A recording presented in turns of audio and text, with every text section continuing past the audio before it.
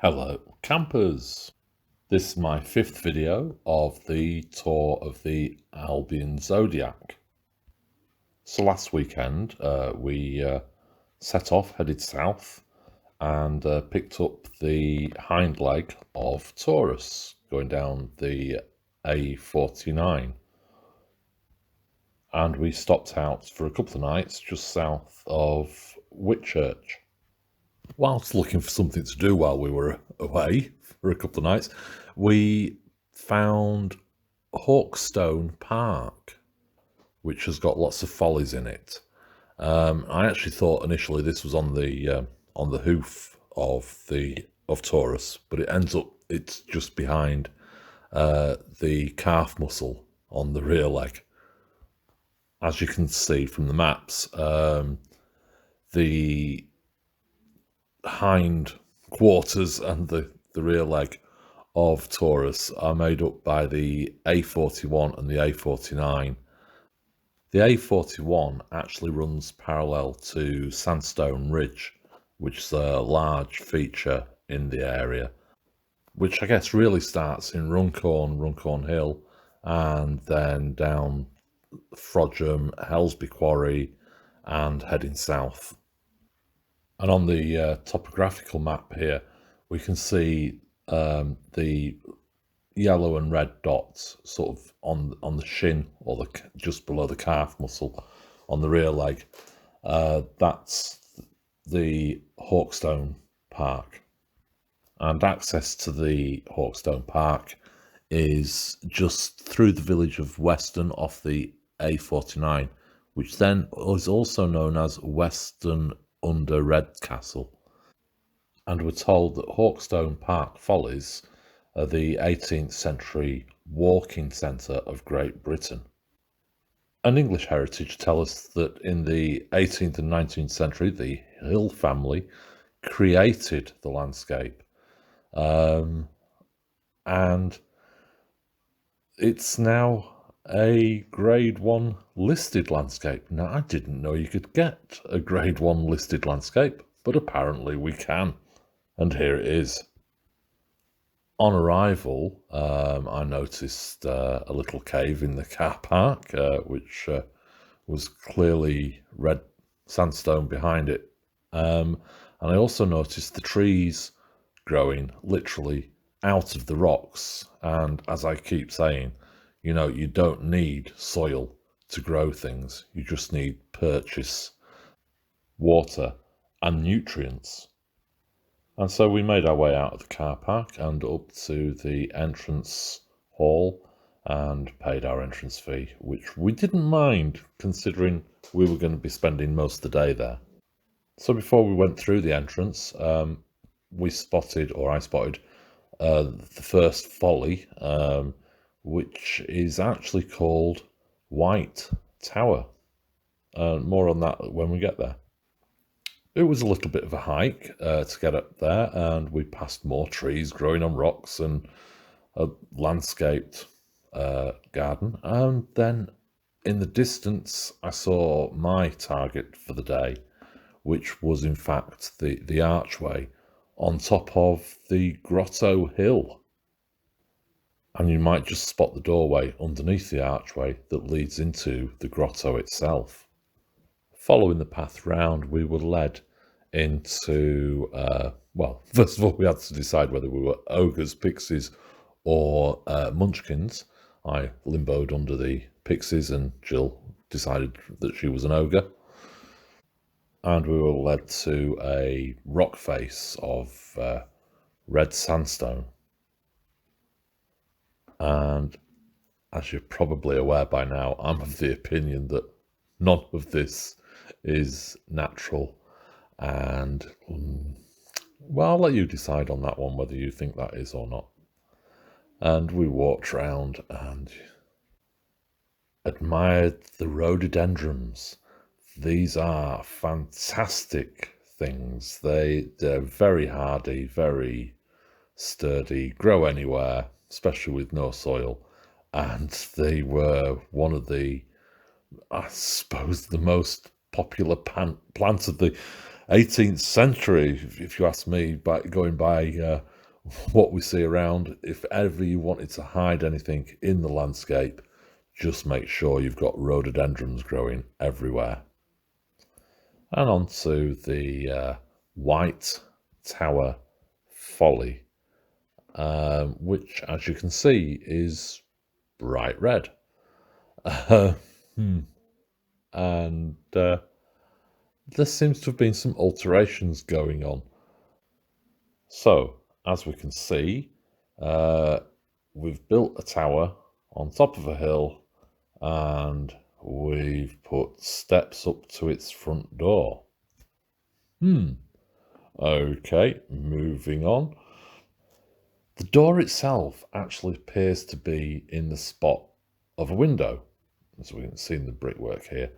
And then also the sort of arrow slot windows above all seem to have been altered from whatever was originally there. There seems to be, I don't know, seem to be a lot bigger, squarer windows rather than these arrow slots. And every one on every wall looks exactly the same, like it's been adjusted. And then we look inside, and inside we find a wooden suspended floor. In a tower in the middle of nowhere, on top of a hill, you'd put a wooden floor with a trapdoor in it, in the floor. And then there's the fireplace, very ornate to look like the windows. I'll show up higher. Obviously the cannons were required to actually open the windows, as they all seem to have been bricked in. It's the whole lot. It just, the more you look, the more it falls apart. And above the fireplace, we can see the nice, the plasterwork, sort of as if there should be a window there. Like I say, I think there should be probably a window on every wall in this room. But looking up, we've got like a vaulted ceiling, I suppose. So where do you get to the arrow slots? And yeah, it all just seems total lies, really, as much as anything. Allegedly, you could stop off at this place if you were walking and so cold, so it was sort of like a walker's stopover point, you know, to warm up and light the fire, obviously, which there was no chimney breast for. And also the bricks showed no sign of actually it ever being used. If you've ever noticed bricks on fireplaces, if externally they dry the dirt in the air, and so you end up with black bricks on the outside of the wall. And allegedly the reason why it was called the White Tower is because it was originally whitewashed on the outside, and now obviously it's not, but it's retained its name. And so we continued on around the gardens and admiring the rhododendrons and the wildlife and the views. And I believe that the view that I was looking at here was actually over towards the Sandstone Ridge and Helsby and even Runcorn in the distance. That definitely looks like the outlines of Runcorn to me. And back to the Follies, we found ourselves with a column. So apparently it's 100 foot tall with a 150 step spiral staircase inside, and was erected to commemorate Sir Rowland Hill, presumably a member of the family, who was the first Protestant Lord Mayor of London. And on a clear day, apparently you can see 13 counties from the top. So I sent the drone up.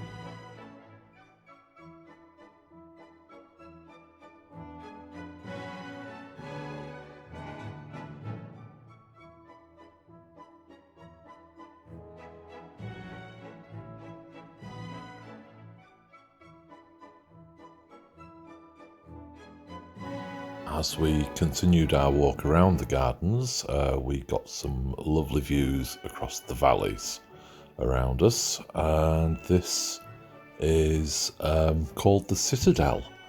Apparently you can hire it for a wedding venue.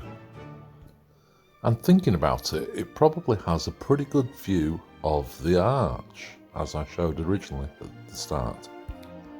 However, for us, as we came to the Swiss bridge, which apparently only had a single handrail when it was first installed, which just seemed to be a wooden joist across a gorge. This was our view of the arch, and then we made our way around and down through the gorge. And again, with as we've been viewing the alleged geopolymers of the world, it just all looks the same, with the air bubbles in, as if it's just been mixed and poured.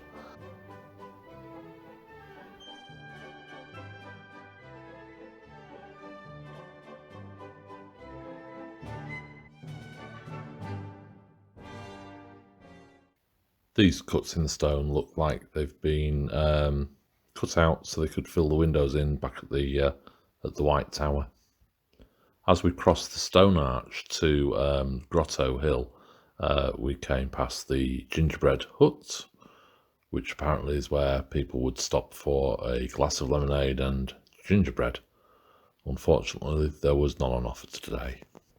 I'm not entirely sure if these wooden uprights supporting the gingerbread hut roof replaced originals that were in situ when the geopolymer was poured, or whether they're in fact that they were just hiding some things in the geopolymer that were already there. We then made our way down to the Cleft, which was a small passageway that actually led into the grotto. However, it wasn't very well signposted or marked very well on the map, and when we came out of the Cleft, I didn't notice the steps at the end of the end of the gully, and so we actually then turned left rather than turning right. Had we turned right, we'd have ended up in the grotto underneath Grotto Hill. So we had a bit of a sit down and a rest on top of Grotto Hill in front of the arch, and I sent the drone out and flew backwards and forwards through the arch, did loads of lovely shots, and this was the sum total of footage when it came back, because I'd forgot to press the record button. Oh dear. So after our rest, we made our way down a level from the top into the grotto, which was basically caves underneath the top of the hill, and they just seemed to sort of be like a labyrinth, I guess. But I did find the chisel markings all over. They all seem like fresh. They look like they'd just been done, but they hadn't been done on every bit of the wall. It was just sort of like they'd scraped it, every couple of inches, every couple of centimetres, just to make it look like it had been worked when it hadn't. It just, the whole thing, didn't quite ring true for me. And then there was a door out below the archway, and so we went through the door and we had, again, a look down the valley from the archway, and there, I think in the distance we can see the citadel, and then went back in and through the grotto, the caves, which you could, if you weren't following where you'd been, you could quite easily get disorientated and even possibly stay in there all day, just going round in circles. The sign on the railings as we came out of the grotto area basically said that the grotto probably started its life as an ancient copper mine, and that you can see copper in the Raven's Shelf, which is the sort of cliff face as you come out on the north side of the northwest side, I suppose it is, of the grotto. It also mentions Red Castle, which is in an area that's out of bounds. It's you can't access it at the moment, apparently, but more on that later. And at this point, we decided to take the shortcut back to the car park, which basically meant we then went underneath the stone bridge that we'd previously been over by the gingerbread house, and through a deep sort of gorge, and then up there there's a valley that they have, the Great Valley, that we saw at the start, and made our way back to the entrance and the Taurus shop and the cafe.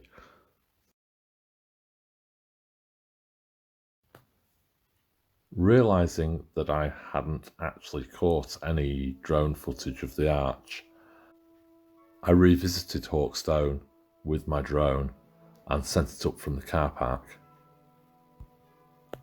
Unfortunately, the distance and the trees limited my signal, and so I wasn't able to get as close and fly through the arch for you as I had previously done when I wasn't recording.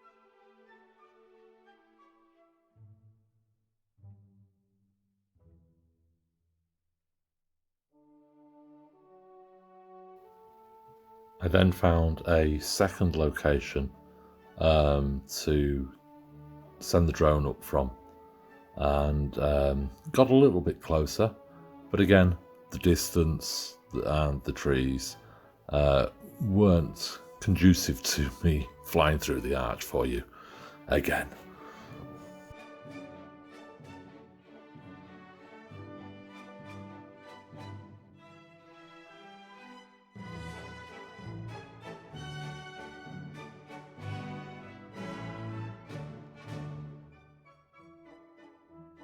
Returning on this flight brought me directly over the Red Castle site, which is unfortunately non-accessible to the public at this time.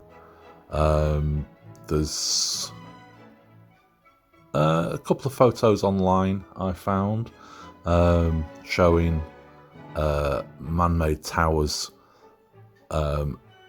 sort of built into this this sandstone bridge area that look very interesting, and I'm sure Paul Cook would love to go and go poke around on this one, on this hill.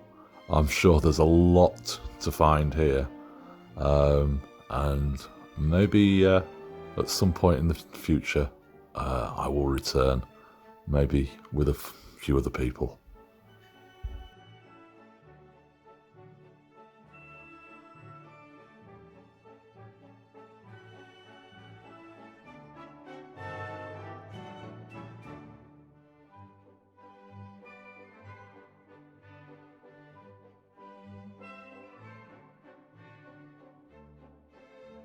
On my way back to Runcorn, I made a couple of stops with the drone along the Sandstone Ridge, or the Sandstone Trail.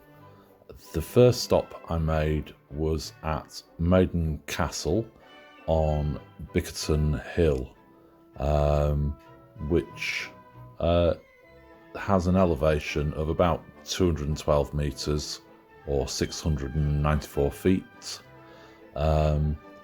And they say it's on the top of the plateau of this hill. There's a raised area where they've built this fort, so it's unnecessary to provide artificial defences, as basically they're saying it's natural.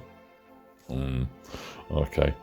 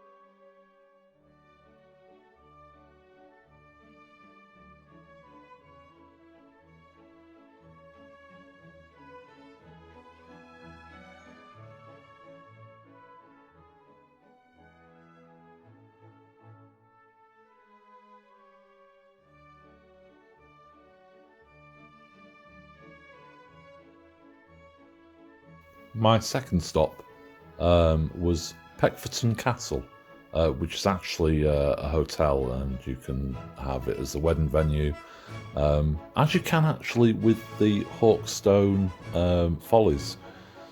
You can actually go and get married underneath the arch, and literally you could go in the grotto and get married in the grotto, or in front of the arch itself. Anyway, Peckforton Castle, which is on Peckforton Hill, which is near the village of Peckforton. I found the name quite interesting, as in Peck, Fort, on, and then of course we're on the hill, so it's Peck, Fort, on hill. The wind was quite strong as I came up through the woods, the shelter of the trees. So the footage wasn't necessarily as steady as I would have liked it to have been, but it's still very nice views. Now, the hill in the background, you might be wondering, that's actually Beeston. I believe it's Beeston Hill, with Beeston Castle on it. It's only about a mile away from this point.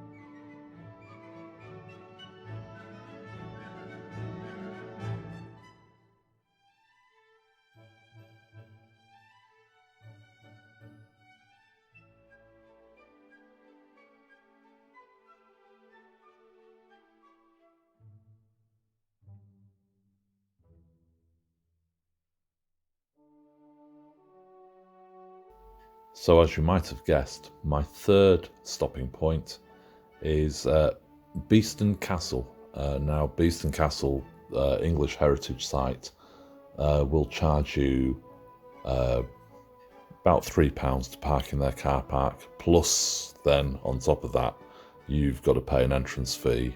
And, well, I've got a drone. Okay, it was a little bit windy. The footage isn't necessarily the best. It could have possibly been a bit closer, but had I had perfect conditions, it would have been. And this was my first time of actually viewing the site. So I think these last 3 points of call might get revisited in the near future. Anyway, I hope you have liked this video. I will leave you with Beeston Castle and the rock formations underneath it, the ridge it sits on. And please like and share the videos. Thank you.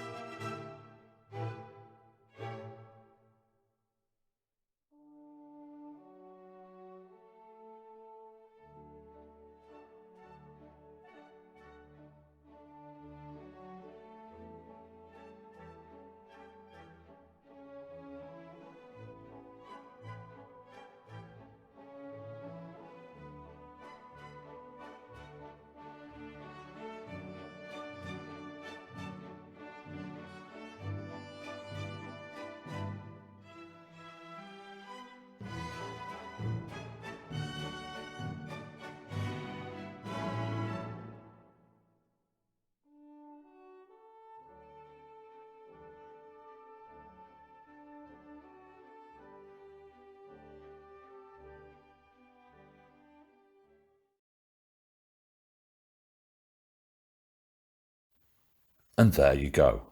Please like, subscribe, and share my videos. Thanks.